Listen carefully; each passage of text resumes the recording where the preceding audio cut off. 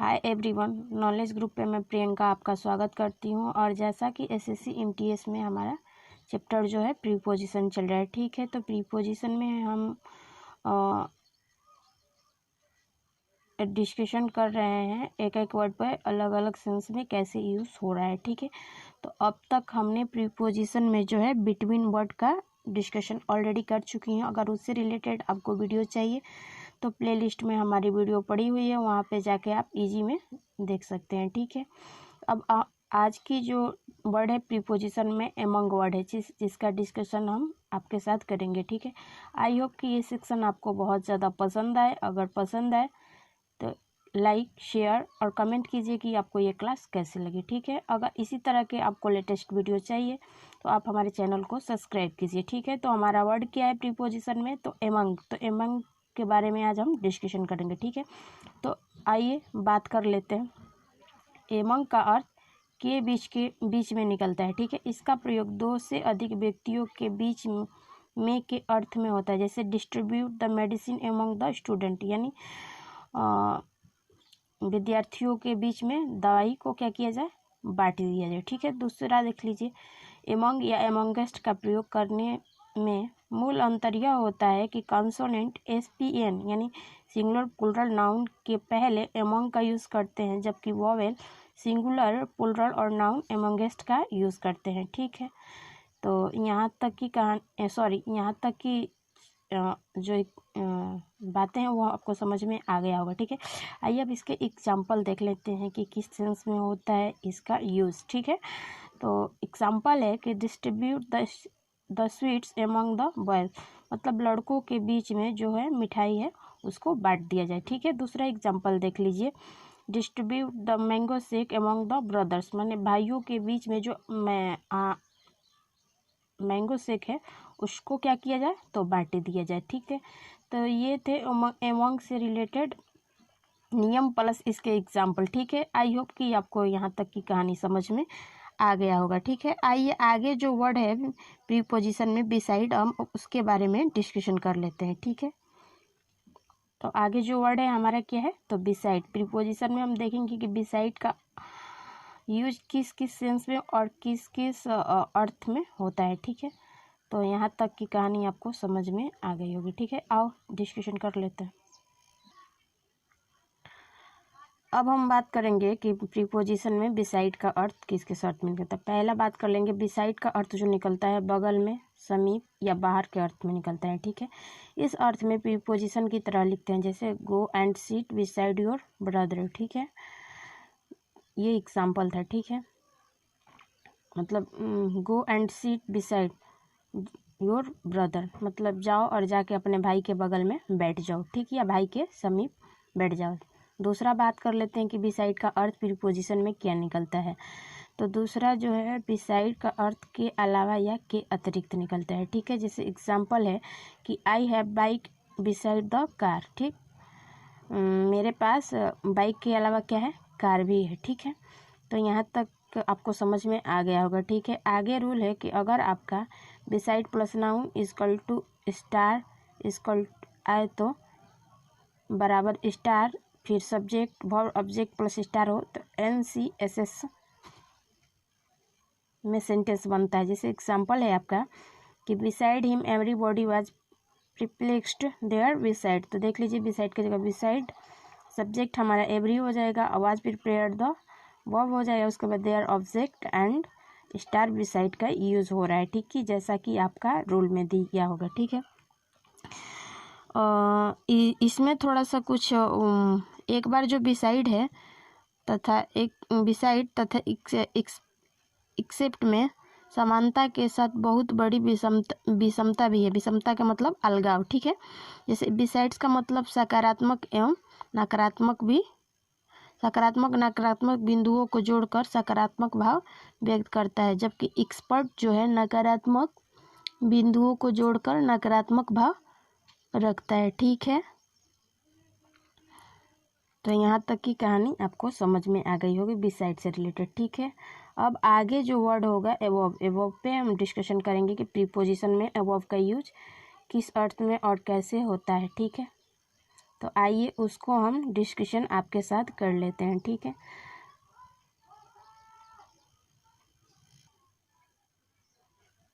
अब बात कर लेते हैं कि प्रीपोजिशन में एबोव का अर्थ क्या निकलता है। तो एबोव का अर्थ निकलता है ऊपर, ठीक है। जैसे एग्जाम्पल है the kites rose above the folded, ठीक है। नोट ये है कि लेकिन एबोव का प्रयोग लंबाई के अर्थ में नहीं होकर या ऊंचाई के अर्थ में नहीं होकर संख्या या मात्रा के लिए अधिक के अर्थ में होता है, ठीक है। जैसे एग्जाम्पल है कि they are above 20 student in this class, मतलब इस क्लास में 20 विद्यार्थी से ऊपर है, ठीक है। जैसे दूसरा एग्जाम्पल है my income is above my expensive, मेरा उतना ही इनकम है कि जितना मैं मेरे खर्चे से ऊपर नहीं है मेरा इनकम, ठीक है। तो यहाँ तक की कहानी आपको समझ में आ गई होगी, ठीक है। चलो आओ आगे और भी बात कर लेते हैं। अब हम बात कर लेते हैं कि एबोव का यहाँ अर्थ जो निकलता है से परे निकलता है, ठीक। जैसे एग्जाम्पल है कि Ram is good student above suspicion, Ram एक अच्छा विद्यार्थी है लेकिन क्या है, सस्पिशन मतलब संदेह है, ठीक है। संदेह है कि वो एक अच्छा स्टूडेंट है कि नहीं है, ठीक है। अब आगे बात कर लेते हैं कि एबोव का यूज स्तर बताने के लिए इकाई सूचक शब्दों के बाद प्रयोग करते हैं। जैसे Mount Everest is 80,848 metres above, मतलब माउंट एवरेस्ट जो है 8848 मीटर है, ठीक है। अब बात कर लेते हैं अगला कि ओवर, प्रीपोजिशन में ओवर का यूज़ कैसे और किस सेंस में होता है, ठीक है। तो ओवर का यहाँ पे अर्थ जो निकल रहा है कि ऊपर के अर्थ में निकल रहा है, ठीक है। जैसे इस अर्थ में ओवर का प्रयोग स्पर्श करते हुए अथवा स्पर्श नहीं करते हुए के अर्थ में प्रयोग करते हैं। जैसे the cooled is over my hair, ठीक है। तो यहाँ तक कि जो रूल्स प्लस एग्जाम्पल थे आपको हम अच्छे से आपके साथ डिस्कशन किए, ठीक है। आई होप कि आपको अच्छे से समझ में आ गया होगा, ठीक है। आइए आगे की कहानी और भी जो है इससे रिलेटेड हम देखते हैं कि प्रीपोजिशन में और आगे किस वर्ड को किस सेंस में हमें यूज़ करना है, ठीक है। तो थोड़ा बारीकियाँ है, तो बारीकियों को समझकर चलना है, ठीक है। तो यहाँ तक की बातें आपको समझ में आ गया होगा, ठीक है। तो आओ आगे और देख लेते हैं। अब हम बात कर लें कि ओवर का प्रयोग सभी जगह के अर्थ में तभी हो सकता है जब ओवर से पहले आल का प्रयोग किया जाता है। जैसे ओवर आल इक्वल टू काल प्लस ओवर बराबर आल ओवर होता है, ठीक है। तो जैसे आल ओवर मतलब सभी जगह जगह इसका अर्थ निकलता है, हिंदी अर्थ निकलेगा आपका कि सभी जगह जगह, ठीक है। जैसे एग्जाम्पल है कि I have my friends all over the country, ठीक है। मेरे मित्र जो है पूरे देश में जगह जगह फैले हुए हैं, ठीक है। अब बात कर लेते हैं कि ओवर का यहाँ पे अर्थ जो निकलेगा से अधिक के अर्थ में निकलेगा, ठीक है। तो इस अर्थ में मात्रा सूचक शब्दों या संख्या सूचक शब्दों से पहले ओवर का प्रयोग करते हैं। जैसे ओवर इक्वल टू क्वांटिटी या नंबर इंडेक्टिंग वर्ड से पहले यूज़ करते हैं। जैसे एग्जाम्पल है कि राम इज़ ओवर 25, ठीक। राम जो है 25 से ऊपर का है। तो यहाँ पे जो शब्द का वर्ड का यूज़ हो रहा है आपका और नंबर का यूज़ हो रहा है, तो यहाँ पे डिनोट कर रहा है क्या, नंबर। दूसरा एग्जांपल देख लीजिए, my income is over my expensive, ठीक। मतलब मेरा जितना इनकम है उससे ज़्यादा क्या है, खर्चा है। तो यहाँ पे जो बातें हो रही हैं किस चीज़ की हो रही है, तो क्वांटिटी की हो रही है, ठीक है। तो यहाँ तक कि ओवर से रिलेटेड आपको एग्जाम्पल समझ में आ गया होगा। चलो आओ आगे और भी बात कर लेते हैं ओवर से जुड़े हुए, ठीक है। प्रीपोजिशन में किस सेंस में इसका अर्थ निकल रहा है, ठीक है। तो यहाँ तक कि आपको कहानी समझ में आ गई होगी, ठीक है। आगे आओ और भी डिस्कशन हम कर लेते हैं ओवर से रिलेटेड, ठीक है। अब हम बात कर लेंगे कि ओवर का अर्थ यहाँ प्रीपोजिशन में समाप्त होने का अर्थ निकलता है, ठीक है। इस अर्थ में ओवर अपने साथ अन्य प्रीपोजिशन लेते हुए ऑब्जेक्ट से पहले सीपी बनाता है। जैसे एग्जांपल है कि this class will over at 10 o'clock, मानी इसका अर्थ होगा हिंदी कि यह क्लास 10 बजे से पहले क्या होगा, समाप्त हो जाएगा, ठीक है। दूसरा बात कर ले कि ओवर का अर्थ जो निकलता है यहाँ एक छोर से दूसरे छोर तक आर पार के, इस अर्थ में ऑब्जेक्ट आर पार के अर्थ में निकलता है, ठीक है। जैसे इस अर्थ में ऑब्जेक्ट से पहले ओवर का प्रयोग करते हैं, जैसे there is a bridge over the city, मतलब यह जो पुल है शहर से बाहर तक है, ठीक है। अब तीसरा बात कर लेते हैं कि ओवर इक्वल टू अक्रॉस के अर्थ में वाक्य NCSS बंद होता है, इसमें कोई भी प्राइमरी या सेकेंडरी नहीं होता। जैसे एग्जांपल है कि there is a bridge over across the river,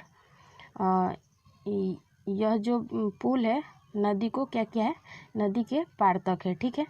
तो ये यहाँ तक की कहानी आपको समझ में आ गई होगी। चलो आगे आओ और भी बात कर लेते हैं ओवर से रिलेटेड, ठीक है, कि प्रीपोजिशन में ओवर का यूज किस सेंस में और किस अर्थ में हो रहा है, ठीक है।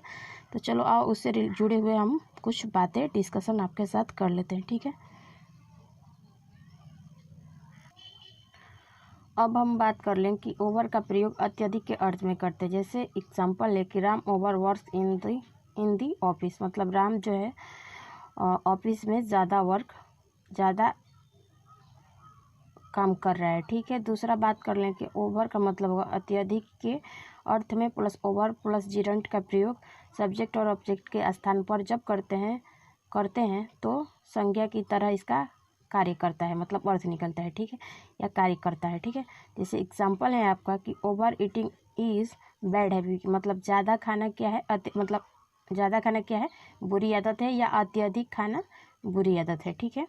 दूसरी एग्जांपल की बात कर लें कि आई लाइक ओवर ईटिंग, मतलब मैं पसंद करता हूँ ज़्यादा खाना, ठीक है। तो ये थे प्रीपोजिशन में ओवर से रिलेटेड कुछ रूल जिसका डिस्कशन हम आपके साथ किए, ठीक है। आई होप कि आपको बहुत ज़्यादा ये सेक्शन पसंद आए। और वीडियो के लास्ट में हम एंटोनियम्स ऑफ सिनोनिम्स के कुछ वर्ड डिस्कशन करते हैं आपके साथ। तो पर डे के अकॉर्डिंग आज भी हम आपके साथ डिस्कशन करेंगे, ठीक है।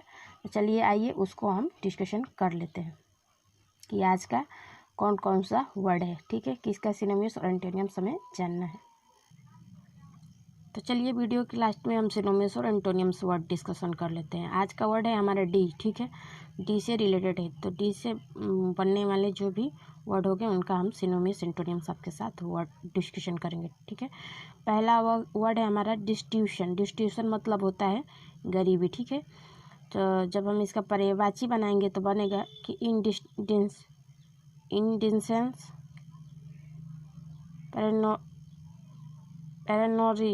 पैरानॉर्सरी और पॉवर्टी, ठीक है। एंटोनिम्स होगा रिचेस, वेल्थ और प्रॉस्पेरिटी और सिक्योरिटी, ठीक है। दूसरा वर्ड है डेक्स्टोरियस। डेक्स्टोरियस का मतलब होता है चालाक, ठीक है। तो जब हम इसका सिनोनिम्स बनाएंगे यानी पर्यायवाची तो बनेगा आपका क्लियर, डेफर और प्लान, ठीक है। और एंटोनिम्स जब इसका बनाएंगे यानी विलोम शब्द तो हमारा बनेगा डिम, ऑब्स्क्यूर और वेग्यू, ठीक है। तीसरा वर्ड है डियर। डियर का मतलब होता है प्यारा, ठीक है। तो जब हम इसका सिनोनिम्स आपके साथ डिस्कशन करेंगे तो बनेगा बिलोव्ड एंड प्रिकॉशियस, ठीक है। और एंटोनिम्स जब इसका विलोम बनाएंगे तो बनेगा डिस्पाइस एंड चीप, ठीक है। तो आज की कहानी यहीं तक और आगे में प्रीपोजिशन से रिलेटेड आपको जानना है तो आप हमारे चैनल को सब्सक्राइब कीजिए, ठीक है। और फिर मिलते हैं नेक्स्ट वीडियो के साथ, तब तक के लिए thank you and take care.